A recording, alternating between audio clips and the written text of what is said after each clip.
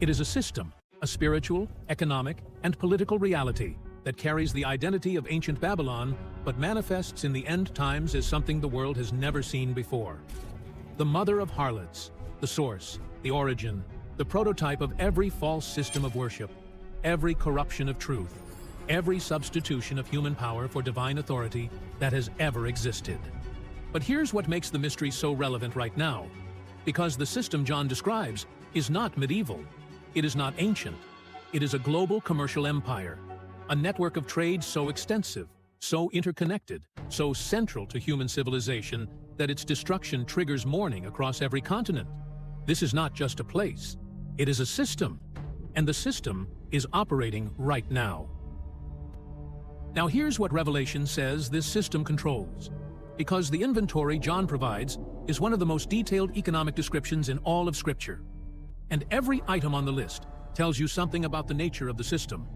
And this city doesn't just exist, it dominates. It controls the flow of goods that every nation depends on. And the merchants who profit from the system are so invested in its survival that its destruction produces not relief, but grief. They don't celebrate the fall of Babylon. They weep. Because their wealth was built on the system, and the system is gone. Now here's what makes the Babylon system so dangerous. Because the danger is not just the system itself, it is the dependence the system creates. And the dependence is what gives the system its power. Revelation 18:3. For all nations have drunk of the wine of the wrath of her fornication, and the kings of the earth have committed fornication with her, and the merchants of the earth are waxed rich through the abundance of her delicacies. All nations, not some, all, every nation on earth has been drawn into the system. Every king, every political leader, every government has become entangled with Babylon's economic machinery. The nations didn't just tolerate Babylon. They embraced it. They profited from it. They built their economies on it. But here's what makes the dependence so prophetically significant. Because a system that all nations depend on is a system whose collapse affects all nations simultaneously. And the collapse of Babylon is not a local event. It is a global economic catastrophe. The kind that produces panic, desperation, and the willingness to accept any leader, any system, any framework that promises to restore order. Scene 4, Babylon's sudden fall. Now here's how quickly the system collapses. Because the speed is what makes the destruction so devastating. And the speed is stated 3 times in the same chapter for emphasis. Revelation 18:10. Standing afar off for the fear of her torment, saying, Alas, alas, that great city Babylon, that mighty city, for in 1 hour is thy judgment come. Revelation 18:17. For in 1 hour so great riches is come to naught. Revelation 18:19. And they cast dust on their heads, and cried, weeping and wailing, saying, Alas, alas, that great city, wherein were made rich all that had ships in the sea, by reason of her costliness. For in 1 hour is she made desolate. In 1 hour. 3 times. The judgment comes in 1 hour. Babylon's sudden fall. Now here's how quickly the system collapses. Because the speed is what makes the destruction so devastating. And the speed is stated 3 times in the same chapter for emphasis. Revelation 18:10. Standing afar off for the fear of her torment, saying, Alas, alas, that great city Babylon, that mighty city, for in 1 hour is thy judgment come. Revelation 18:17. For in 1 hour so great riches is come to naught. Revelation 18:19. And they cast dust on their heads, and cried, weeping and wailing, saying, Alas, alas, that great city, wherein were made rich all that had ships in the sea, by reason of her costliness. For in 1 hour is she made desolate. In 1 hour. 3 times. The judgment comes in 1 hour. The riches come to nothing in 1 hour. The desolation is complete in 1 hour. This is not a slow decline, not a recession, not a gradual economic contraction that unfolds over months or years. This is instantaneous destruction, the kind that the ancient world could barely imagine, but that the modern world, with its interconnected digital financial systems, could experience if a single systemic event cascaded through global markets simultaneously. And the kings of the earth, who have committed fornication and lived deliciously with her, shall bewail her and lament for her when they shall see the smoke of her burning. Political leaders, heads of state, the people who ran nations, watching the smoke rise and realizing that the system that sustained their power is gone. Their grief is not compassion, it is terror. Because without Babylon's economic machinery, their ability to govern, to fund militaries, to maintain order collapses with it. But here's what makes the merchants' reaction even more revealing, because it tells you what they valued most. The merchants weep. Revelation 18:15. The merchants of these things, which were made rich by her, shall stand afar off for the fear of her torment, weeping and mourning. They stand far off. They don't rush to help. They don't try to rebuild. They watch from a distance, afraid that the destruction might reach them too. And they mourn not the loss of human life, but the loss of revenue, the goods no one buys anymore, the wealth that evaporated in 60 minutes. And here's the third reaction, the one most people overlook: the shipmasters, the logistics operators, the people who moved the goods. Revelation 18:17-18. They watch the smoke and cry out, because the system that employed them, that gave their lives structure and purpose, has been erased. And here's the third reaction, the one most people overlook: the shipmasters, the logistics operators, the people who moved the goods. Revelation 18:17-18. They watch the smoke and cry out, because the system that employed them, that gave their lives structure and purpose, has been erased. Kings, merchants, shipmasters, political power, economic power, and logistical infrastructure, all three pillars of the global system, mourning simultaneously. And the mourning tells you that Babylon was not just a city. It was the operating system of human civilization. And the operating system just crashed. Now, here's why Babylon must fall before the final events can unfold. Because this is the strategic logic embedded in the prophetic sequence. And the logic is devastating. Babylon represents human power at its zenith, the pinnacle of human achievement. The system that proves humanity can organize, trade, build, and prosper without God.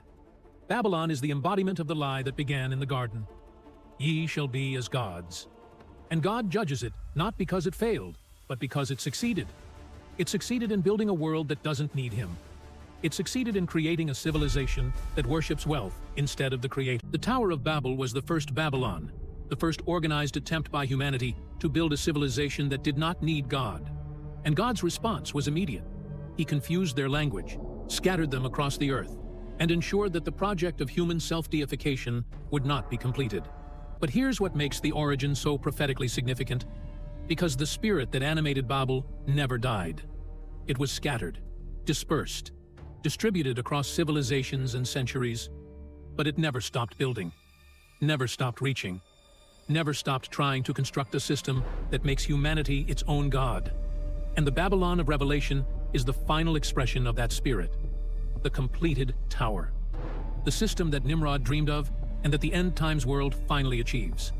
A global civilization united not by language, but by commerce, not by shared faith, but by shared greed, not by worship of God, but by worship of wealth.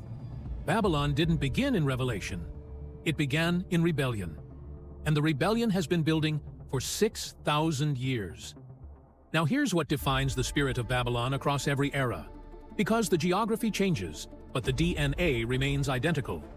The spirit of Babylon is built on three pillars: pride, the belief that humanity is self-sufficient, that we can build our own paradise without divine assistance; self-rule, the rejection of God's authority in favor of human systems of governance, economics, and morality. Here's what makes the spirit of Babylon so deceptive. Because it doesn't look evil. It looks like progress. It looks like civilization.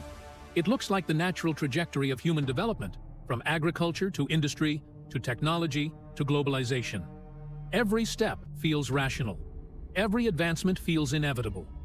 And the system that emerges, global trade, digital finance, interconnected economies, feels like the crowning achievement of human intelligence.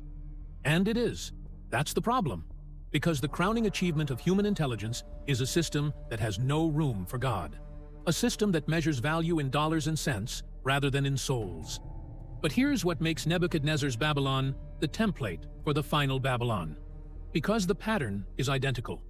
Rise through conquest and commerce, dominate through economic and military power, demand worship, replacing the God of heaven with a human substitute. And then, judgment. Swift. Complete. irreversible.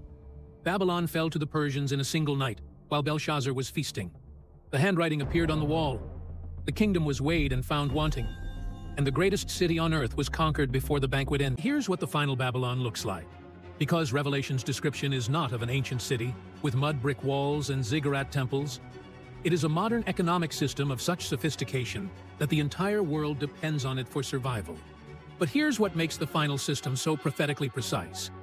Because it operates through mechanisms that the ancient world could not have imagined, but that the modern world has already built. Global supply chains that connect every nation's economy to every other nation's economy.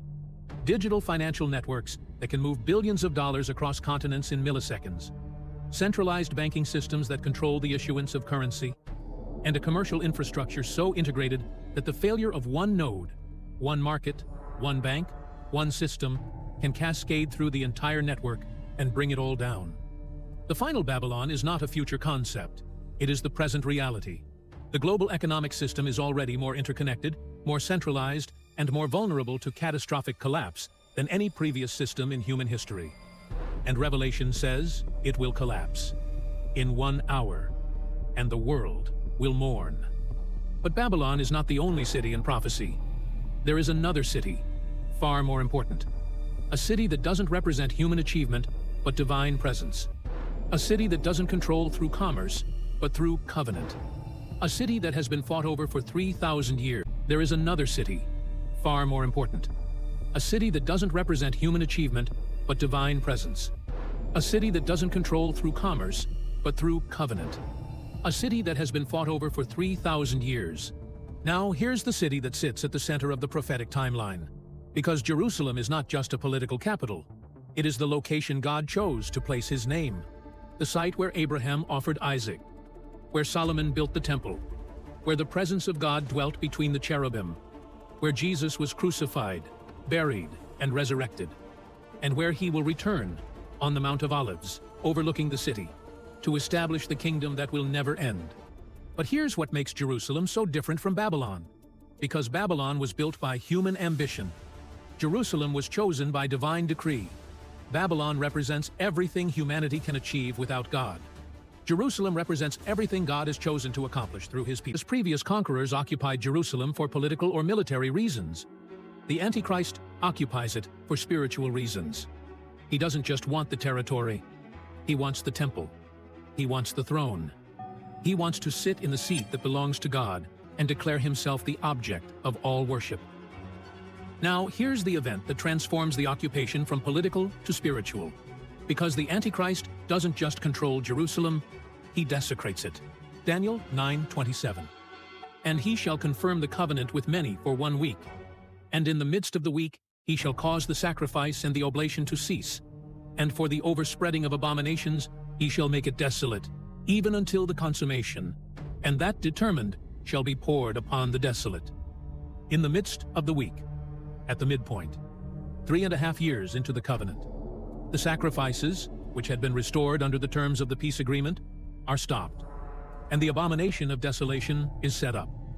The Antichrist enters the rebuilt temple in Jerusalem and declares himself God. The holy place becomes the seat of the greatest blasphemy in human history. And here's what Jesus said about this moment, because he connected Daniel's prophecy directly to the Great Tribulation.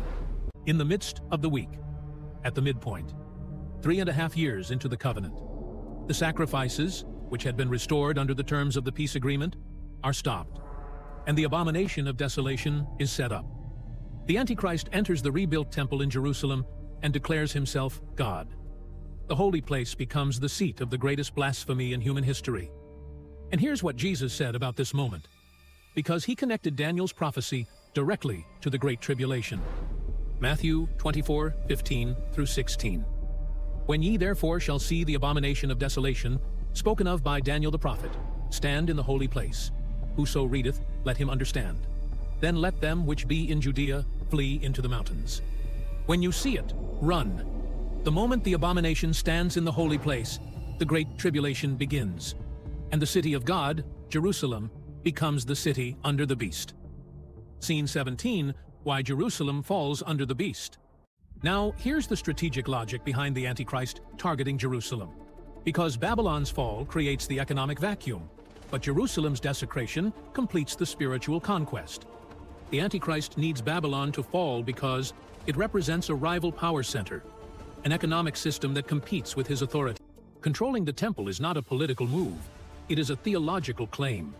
By sitting in the temple and declaring himself God, the Antichrist is not just challenging human systems, he is challenging the God of heaven, on God's own ground, in God's own house, on the foundation stone where Abraham offered Isaac, and where the Ark of the Covenant once rested. Now here's what God does in response. Because even in Jerusalem's darkest hour, God does not leave his city without a testimony. And here's the passage that describes the most remarkable resistance movement in all of prophecy.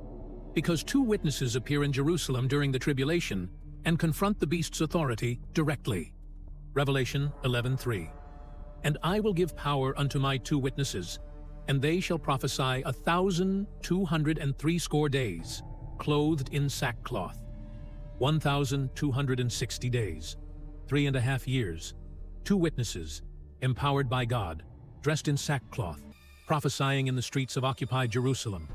They have power to shut heaven so it doesn't rain, power to turn water to blood, power to strike the earth with plagues as often as they choose. And for 1,260 days, no one can stop them. Anyone who tries to harm them is consumed by fire from their mouths.